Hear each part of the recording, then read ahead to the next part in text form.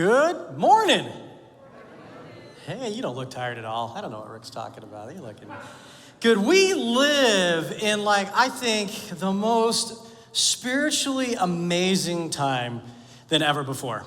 And I know when I say that, maybe your first thought is like, Chris, are you living under a rock? It's horrible out there. And I know there's lots of stuff. I get it. But there has never been a moment in history when we have had more access to spiritual growth, Christian materials than we do right now. There's literally no excuse to be biblically illiterate in our contemporary culture between podcasts and books and internet sites and YouTube videos and the myriad of things that we have access to at any moment of any day. It's just an amazing time to be connected to church, to be connected to Christianity, that material is just there for us. Matter of fact, none ever, I don't know if that's a word, none ever have we had access to some of the greatest preachers and pastors than we do right now. With the onset of the internet and the smartphones that live in our pockets, we can call up some of the best Christian communicators on the planet and listen to them anytime we feel like it. Not only contemporary pastors, but the great preachers of old. Anytime we want to, we can either hear their stuff or read their stuff because of the times that we live in. And I think that's just an amazing reality. And what I want to talk about this morning as we're in between series and it's Labor Day weekend and so we're all just kind of hanging out together is I want to look at my favorite pastor. My favorite pastor of all time, of all the preachers anywhere. This is my favorite pastor and I think you've probably heard of him. His name is Jonah. There's a book in the Bible written about him. If you've never heard of him before, that's totally fine. We're going to walk through his story today. And if you have heard of him, that's also fine. We're still going to walk through his story today. He is my favorite pastor, and I think, frankly, he's my favorite pastor because he is absolutely a mess. If you know the story, he is a mess, and yet God uses him. That's just wild stuff. Now, because I think majority of our culture have heard of the story of Jonah, or if you haven't heard of the story of Jonah, you've probably heard of the Disney movie Pinocchio, right? Which you thought Disney did it first, but God actually did it first. God's story was much before. So you know this story, and I just want to deal with the elephant in the room, or maybe more literally, the whale in the room, because this story at some point involves a whale, or really the Bible says a large fish, never says whale, but we've translated it to whale because it's the biggest fish we know or whatever. I know you're like, it's not a fish, just relax. So it involves this large aquatic animal swallowing Jonah and taking him to where he's supposed to go. And a lot of people get hung up on that. And they go, there's no possible way that a whale could swallow. And I don't know. Here's what I want to do is just in 2 minutes help us work through that. Because I think one of Satan's really effective strategies is to keep us locked up on and arguing about the least important things. And we miss the message of the most important things. And so if that's a problem for you, this potential of an animal swallowing a human to take them from where he was and take them to where God wanted them to go, I'm okay with that. Here's what I want to say. Here's the big pastoral theological advice. If you're here in the room or if you're listening online, ready? Get over it. I know. That's why nobody comes to me for counseling anymore, right? Get over it. I kind of don't care how you get past it. There's lots of theories on this. Some people were like, well, it was probably dolphins. They're like, and they helped him get to where he needed to go. Fine. If that works for you, that's cool. Some people are like, well, it was probably just a boat and it had a whale on the bow of it. And so they thought, and that's fine if that works. I'm being serious.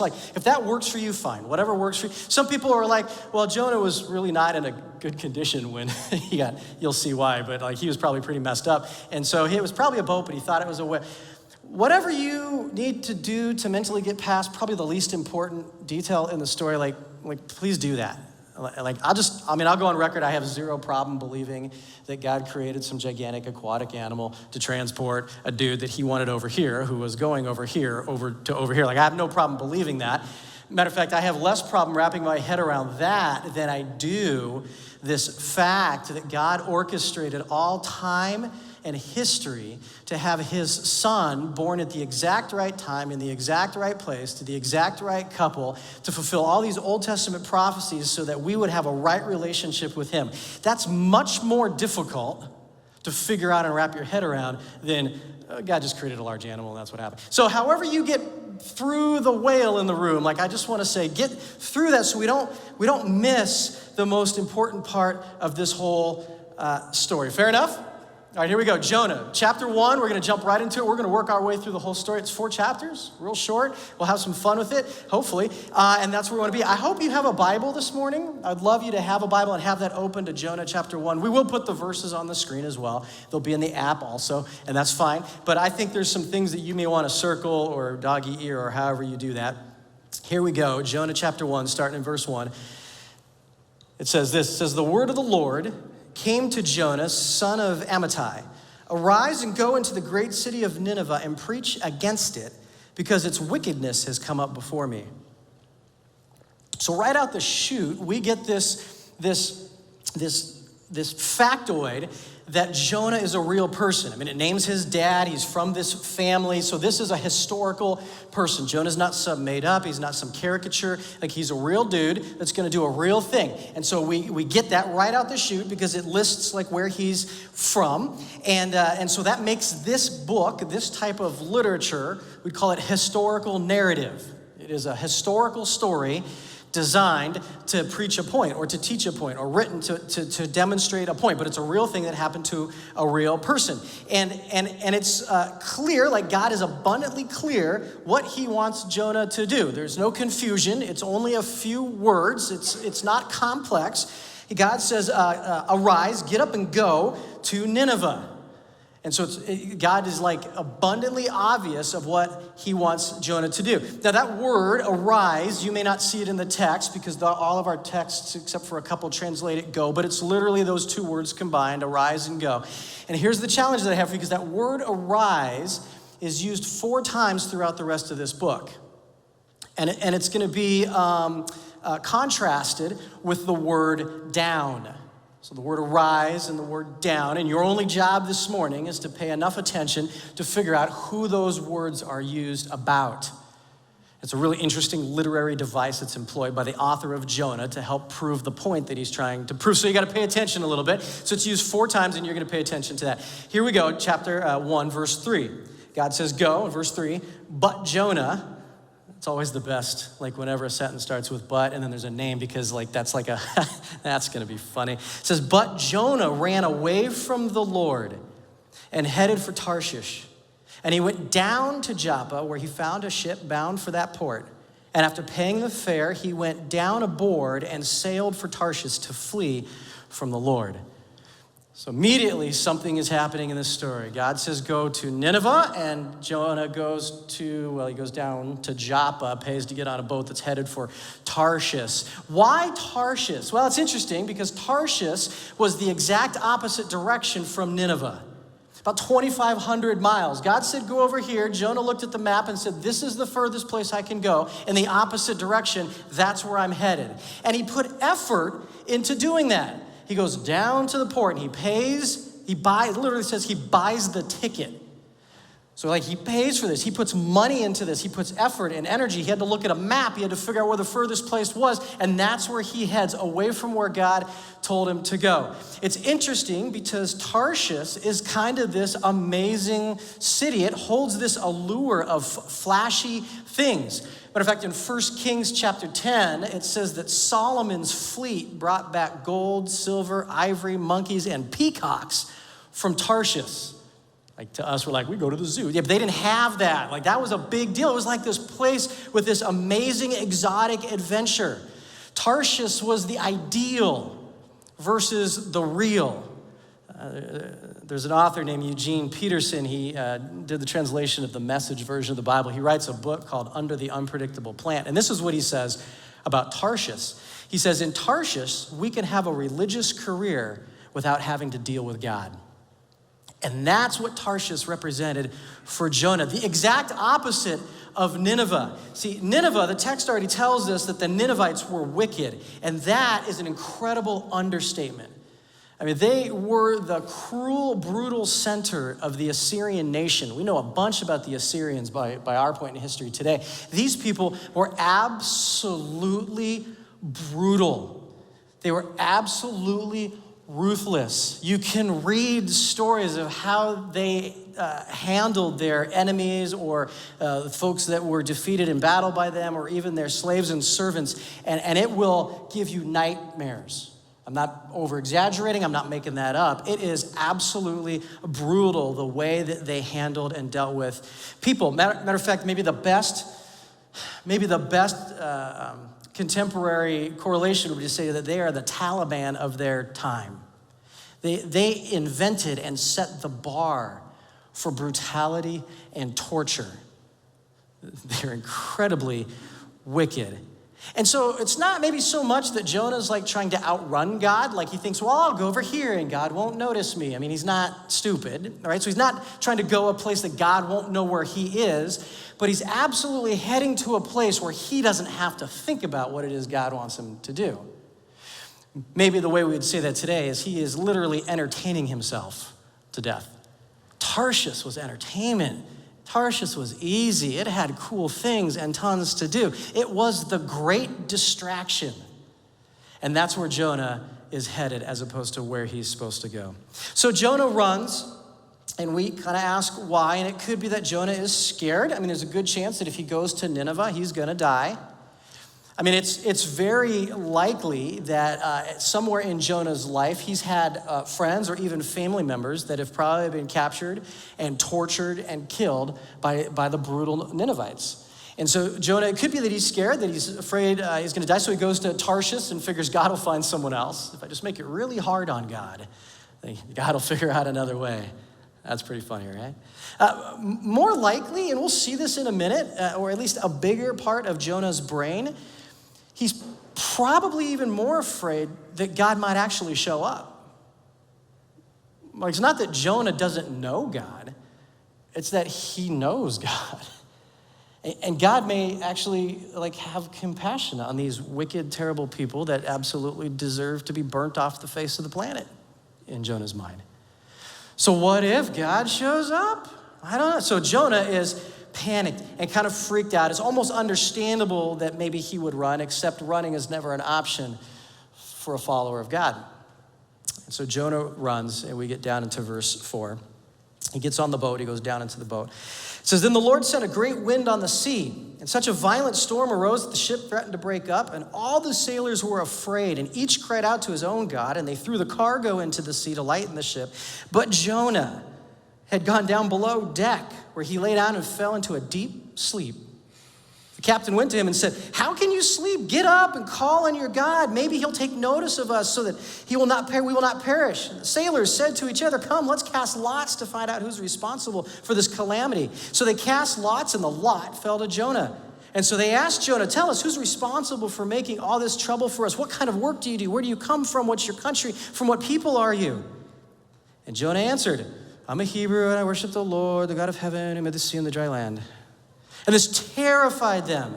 And they asked, what have you done? For they knew that he was running away from the Lord because he had already told them that. And the sea was getting rougher and rougher. And so they asked him, what should we do to you to make the sea calm down for us? And Jonah said, just pick me up, throw me into the sea, and it'll become calm. I know it's my fault that this great storm has come upon you. Instead, the men did the best they could to row back to land, but they could not, for the sea grew even wilder than before. And then they cried out to the Lord, please, Lord, don't let us die for taking this man's life. Don't hold us accountable for killing an innocent man. For you, Lord, have done as you please. And they took Jonah and they threw him overboard, and the raging sea grew calm. At this, the men greatly feared the Lord, and they offered a sacrifice to the Lord and made vows to him. Did you catch all of that? Like a bunch of wild stuff just happened. Jonah pays, he gets on the boat, there's a storm, everyone's freaking out. The captain's freaking out. He's throwing cargo overboard. This is a cargo ship. The money they're making is from the cargo they're delivering that they're throwing overboard. Sailors don't get afraid of storms. That's just part of the deal. Like, you sail, there's storms, no big deal, right? They are so freaked out, they're dumping over their bonuses and their daily paycheck to try and live. And what's Jonah doing? He's sleeping. And the captain freaks out. He runs down to the hulk. It's the only person not doing anything. And the captain he literally says, arise, like get up, call on your God. Maybe your God will listen, because the sailors are all calling on their gods and nothing's happening, nothing's changing, it's getting worse. The captain says, get up, arise, do something. And Jonah doesn't. He just And so somehow eventually the sailors are like, we got to figure this out. They're trying to figure it out. They're calling on their gods. It's not working. They're dumping cargo over the ship. It's not working. So they cast lots. Like literally it's dice. They rolled dice to figure out who was the problem child. And somehow, I don't know how, somehow the dice landed on Jonah.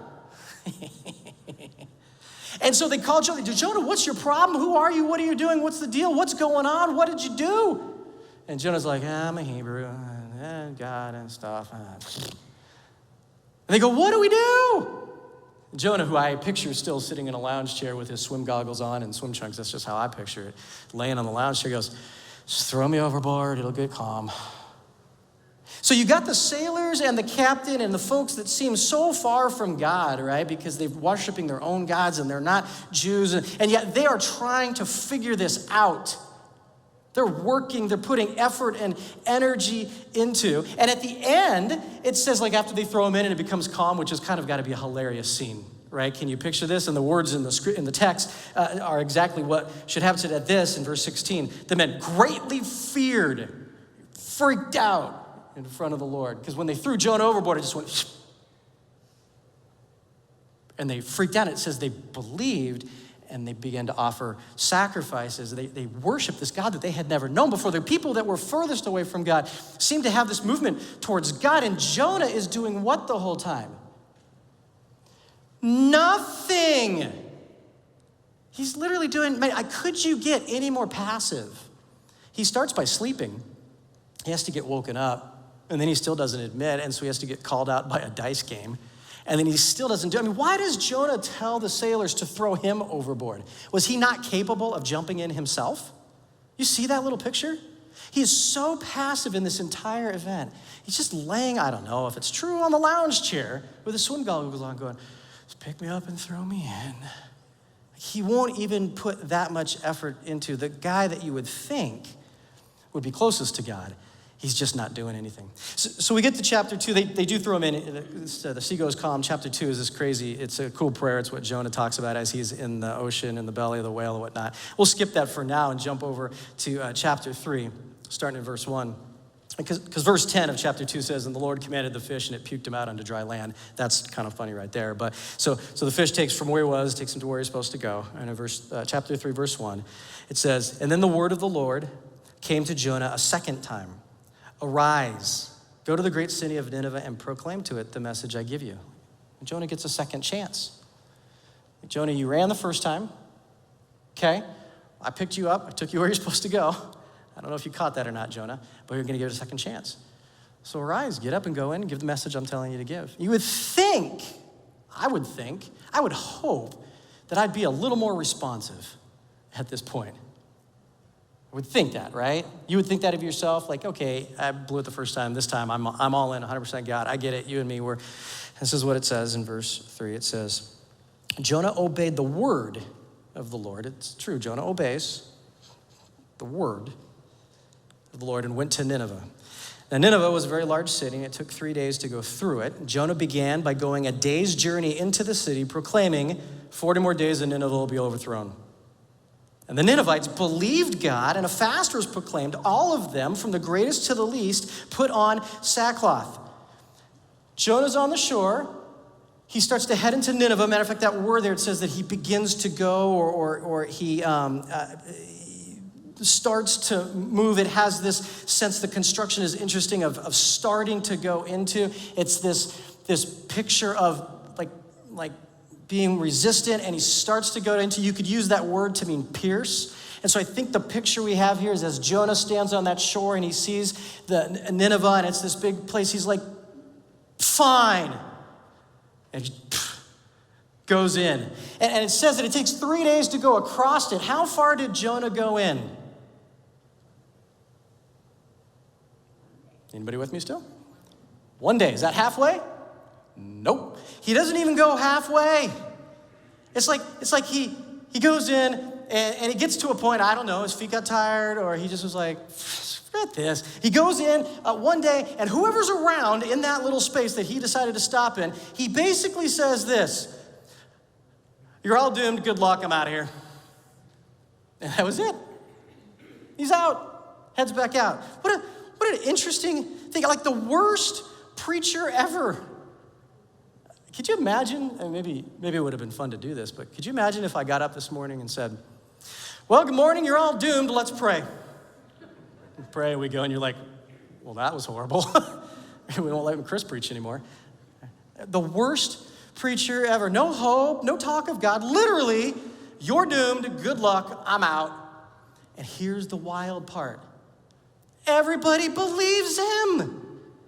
Like literally, he's 5 words and everybody believes. Somehow in that they recognize that there's a message for them, a warning that it's from God, that they are for that. And it says that they respond, they believe. They respond mentally, it says they believe. They respond emotionally, it says that they fasted, they stopped eating for a period. And they responded physically, it says that they put on sackcloth. You put on sackcloth, this really terrible burlap stuff to show that you were in mourning, that you were sorry and repentant. And so they do this, it says from the greatest to the least, from the top down, the entire nation repents. Matter of fact, in verse 6, it says that the king arose from his throne, took off his clothes, put on dust and sackcloth, and fasted.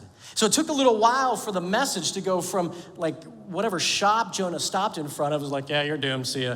To get that message up to the king as the gossip chain sort of did its thing. But when the king heard that, he said, "Man," and kings don't get up off their thrones, except for very specific, they're angry or they're broken. This guy, he's somehow, I don't understand how this works, he's broken. And so we get to verse 10 in chapter 3, and it says this: "When God saw what they did and how they turned from their evil ways, he relented and did not bring on them the destruction that he had threatened." God shows compassion. God shows compassion. He shows mercy. He entered into this thing going, "Hey, you guys are in some deep trouble. You're incredibly wicked. Destruction is coming." Jonah was really excited about that part. Woohoo, let's destroy these suckers. But then they repent to the worst possible message ever, and God relents. He shows compassion. He spares them. We get to chapter 4. In verse 1, it says, "But to Jonah, this seemed very wrong, and he became angry. And he prayed to the Lord, 'Isn't this what I said, Lord, when I was still at home? I was tried to forestall by fleeing to Tarshish. I knew that you're gracious and compassionate God, slow to anger and abounding in love, a God who relents from sending calamity. Now, Lord, take away my life, for it's better for me to die than to live.' But the Lord replied, 'Is it right for you to be angry?'" Do you catch what was just said there? Does it make you feel sick in your stomach? It ought to cause us pause. Jonah says, and the way the language is packed there, Jonah, in essence, says, "So God, you had your word, now shut up and listen to mine." It's always smart to sass God with as much sarcasm as you can. I say that jokingly, don't do that. All right. And Jonah does. And then Jonah says, "My problem with you, I know that you're compassionate and you're good and you're loving, and that's garbage." We got to go, what was wrong with Jonah? That was his heart. So he has this little tirade, and in verse 4, it's like God doesn't interrupt him. God lets him have his rant. And God asks this question. He says, "Is it right for you to be angry?" Literally, the way that's constructed is, does it do you well to be angry? Another way to put that is there good that is coming out of your anger? Is there good that's coming out of your anger right now? And Jonah, he just sits there and he kind of runs out because God asks him a question that he doesn't want to deal with. What a timely question for today. Our culture has tons of anger in it. Our culture is full of angry people. I say our culture, and I mean our culture, Christian culture. Often when I say our culture, I'm talking about the outside the doors here. I'm talking about us in the room. There is a lot of anger in us. Masks or no masks, vaccine or no vaccine, open up, lockdown, liberal, conservative, manufactured in a lab or generated from an animal. Is any of that anger bringing any good? Like if God were to come down this morning and ask us the question, do you do well to be angry? What would we say? It's interesting because Jonah doesn't say anything. He, verse 5, he runs out, he leaves. I don't know what that sounds like, but that's what I think he does. And he goes out outside the city and he sits on a big hill and he overlooks Nineveh and he just watches. I think somewhere in the back of Jonah's head, he's still got this crossed finger hope that God is going to rain down some Sodom and Gomorrah style destruction on this place and he gets to watch the fireworks. So he's sitting up on this hill just kind of sulking and huffing and watching. And it gets hot, so he builds himself a little shade canopy, and it doesn't work so well, and Jonah starts whining. And so then God has this vine grow up behind Jonah, which should have freaked Jonah out, or at least brought him to some kind of sanity. But it grows up, and Jonah's very happy now because he has shade, and he's just thrilled. He's very happy. And then he kind of sits there overnight hoping for destruction because he wants to see some people boil. And overnight, then this worm comes. God sends this worm, and it eats the vine, and then it dies, and God sends out, he turns up the heat, sends out a scorching sun, and now Jonah's whining about being super hot and stuff. He's just complaining how frustrated he is that, this happened and that happened. And we get down to verse 9, and God picks up with the same question that he left off before because Jonah never answered it. In verse 9, it says, "But God said to Jonah, is it right for you to be angry about this plant? Does it do well for you to be angry about this plant? Is there any good coming out of you to be angry about this plant?" Jonah's fixated on the plant, so God uses the plant as kind of this object lesson to have this moment. Jonah says, "I am, it is, and I'm so angry I wish I were dead." But the Lord said, "You've been concerned about this plant, though you didn't tend it or make it grow. It sprang up overnight and it died overnight. And should I not have concern for the great city of Nineveh, in which there are more than 120,000 people who cannot tell their right hand from their left hand, and also many animals?" He asks the question to Jonah again, does it do well for you to be angry about this plant? And Jonah says, "It does. I have a right to be angry about this plant. It's frustrating. It's stupid. I was shady and happy. Now I'm not. It's stupid. It's hot. I don't hate it." And God says, "You didn't do anything for the plant. You didn't plant it. You didn't tend it. You didn't water it. You did nothing for it. And yet all your concern is locked up in this plant." And there was a whole nation of people out there. It says doesn't know their right hand from their left. This idea of they don't know any better. Shouldn't we have concern for them, Jonah? God puts it on himself. Shouldn't I be concerned about them? Like I was concerned about you a little for this plant and show you some shade. Thinking maybe you'd figure it out, but you still haven't.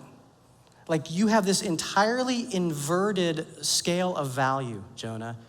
You are amped up about a shade plant, and you couldn't care less about, it says 120,000 people that just don't know any different, are on the road to hell without my intervention. Jonah has this incredibly self-absorbed, single focus. It's all about himself. Jonah, a pastor who knew God well enough to know how God might respond to wicked people, cares more about the momentary comfort of a shade than an entire nation of people that are headed to hell without Jonah's intervention. That's sick and wrong. It should cause us, we should feel something deep down. When our kids were little, maybe we bought them the Jonah playset. It was a cute little whale and cute little, people with big heads and little bodies. We were like, oh, it's adorable. And it is adorable. We had the Jonah, whatever thing you call that goes above the crib. It spins around, the musical thing. Yeah, mobile, thanks. And the more I think about that, I'm like, that's like a terrible thing for children. I mean, it's adorable, and we should go buy them. I don't care. But the message, man, Jonah. And then we're left. This is the weirdest book ever. It's the weirdest ending ever. God says, shouldn't I care about them? Oh, and the animals. And that's it. just stops. We don't know what happened. We're left with Jonah sitting on a hill, sulking, whining, having this very disrespectful conversation with God. We don't know if he responds to God's words after he says that. We don't know if he just continued to sit there hoping that something would blow up. We don't know if he just went home and tried to forget all about it. We don't know if he went into Nineveh and said, you know what, let me help these guys figure out what it means to follow God. Let me help them get to know. We just don't know. It just ends. And it's this really powerful literary device that turns our focus and the camera, if it were a movie, that was focused on Jonah and moves it directly to us. And all of a sudden, we're in the story. And the question that God asked Jonah is left with us. And the problems that we identify in Jonah, and that he knew God was compassionate, and he knew God was loving, and he knew God was good, and that ticked him off because he did not like these people. It's left with us. How much Jonah do I have in me? How much am I like Jonah? And it just ends. And we're left to figure out the question. So I would suggest at least 4 lessons that we learn from the book of Jonah. There's probably more, and maybe you would come up with some better ones. But here's 4 things that I would just suggest are powerful lessons that we have to see out of this book from my favorite pastor ever. And here's the first one. Number 1, God is sovereign. We cannot get away from the story of Jonah and not understand that it's trying to demonstrate God is sovereign over people, oceans, wind, animals, vines, and hearts. And that sometimes presents us some problems because sometimes bad things happen, and they happen to good people, and we have to struggle with the question, why does that, if God is sovereign, why? And I don't have great answers, but I know it doesn't detract from God's sovereignty. Here's the second thing I think that we learn, is that God is open to authentic, real, raw conversation from us. It's interesting to me that nowhere in the story does God rebuke Jonah for his words. If that were my child, you with me, parents? And yet God lets Jonah have the rant. God, I don't know why, allows the sass. God asks some good questions, Jonah doesn't respond. But God seems to be open to very authentic conversation with him. And somewhere along the way, maybe it didn't happen for you, but I know it happened for me. We got like in our brains that we had to come to God with certain words.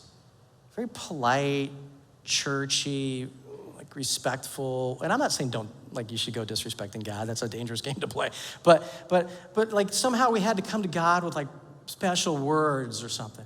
And it just doesn't seem like that in Jonah. Like Jonah is very aware of who God is to the extreme that he's very comfortable just talking to him and laying out his frustrations and his anger. And I think Jonah's messed up, but he's open about his messed upness. Like it's incredibly comforting to me. Like God's not frail. It's not like you're gonna use a word that's gonna freak him out or somehow you're gonna say something he's like, oh my gosh, I'm gonna go in my ears, right? I think that we just have this ability to be authentic with him. And sometimes when we communicate the opposite, like, oh no, you gotta speak in special ways, I think it just turns people off. See, our God, my God, our God is big enough to handle those conversations and those questions and those frustrations. And maybe it looks like a 5-year-old being frustrated about things that I can't even understand, and that's okay. God, I think, can take that. You can't rattle him. Here's the third thing.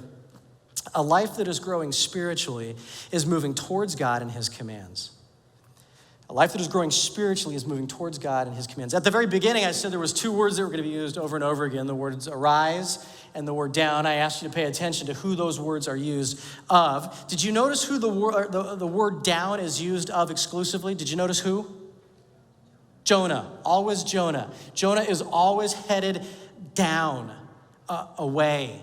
Right, he goes down to Joppa. He goes down into the boat. He goes down into the sea. Everything is this sense of away or the opposite or down. And the other word is the word arise. And the word arise is used of basically everybody else in the story. I mean, God tells Jonah to arise and go. Jonah goes down. Right, the sailors arise and try to figure out what's going on. The captain tells Jonah to arise like the captain and help figure it out. The captain is arising. The sailors are arising. The king, the people, this word arise is used of them. And there's just a really interesting literary thing going on where the person that we think should be moving towards God, Jonah, is the one who is going the opposite direction. And the folks that we would probably be convinced, or if we were a Jew reading this story way back in the day, we would be convinced that everybody else in the story does not know God, and yet they seem to be moving towards God. Limping, struggling, flopping, crawling. I mean, they're struggle busting, but they are moving towards God somehow. And we can't miss that. See, spiritual growth is not about doing the right things. It's all about moving the right direction. And so this book, as it ends in this very bizarre way, and the camera focuses on us, it asks us that question. Which way are we moving? I don't want to use the word we. Which way am I moving? Which way are you moving? Are you moving towards, arise, God? Or are you moving away, down, Tarshish, easier, distractions? I don't want to deal with this. I'm just going to entertain myself. End of story. I don't want to do the stuff that God wants me to do. Which direction are you moving? Here's the fourth thing that I think we learned from the book of Jonah. A life growing spiritually evaluates one's own heart and removes that which hinders service or perspective. In other words, are you removing the things that are keeping you from moving towards Jesus? I don't know what that is for you, but in the work that I do with people, what I'm seeing a lot of right now is too much news, too much social media, maybe too much entertainment, work, sports, so-called friends, vices. I'm seeing a lot of too much that I think is causing us to function a lot more like Jonah and a lot less like everybody else in the story. Anything that calluses you towards the heart of God, that's stuff that's got to be removed. God asks us the question, do you do well to be angry about that? Is good things coming from your involvement, engagement, anger, frustration in that area? So the things that break God's heart should break ours also. And it's probably not masks and vaccines and BLM and law and black and white and liberal concern. It has a lot more to do with division. Those are things that break God's heart. Or injustice, that breaks God's heart. Lack of mercy, that breaks God's heart. Jonah broke God's heart because Jonah knew how compassionate and good God was, and he did not want any of that for people he did not like. Are our hearts being broken by the same things that break God's heart? As the band comes out, we'll sing one more song, and I just want to finish by reading the prayer that Jonah prayed in chapter 2. We skipped over that, but as he's thrown into the water and sinking down and fish is swallowing him, or however you work that out in your head, this is what Jonah prays. This pastor who was incredibly messed up, and yet God still used him. This is what he says. He says, when I was in trouble, Lord, I prayed to you and you listened to me. From deep in the world of the dead, I begged for your help and you answered my prayer. You threw me down to the bottom of the sea. The water was churning all around. I was completely covered by your mighty waves. I thought I was swept away from your sight, never again to see your holy temple.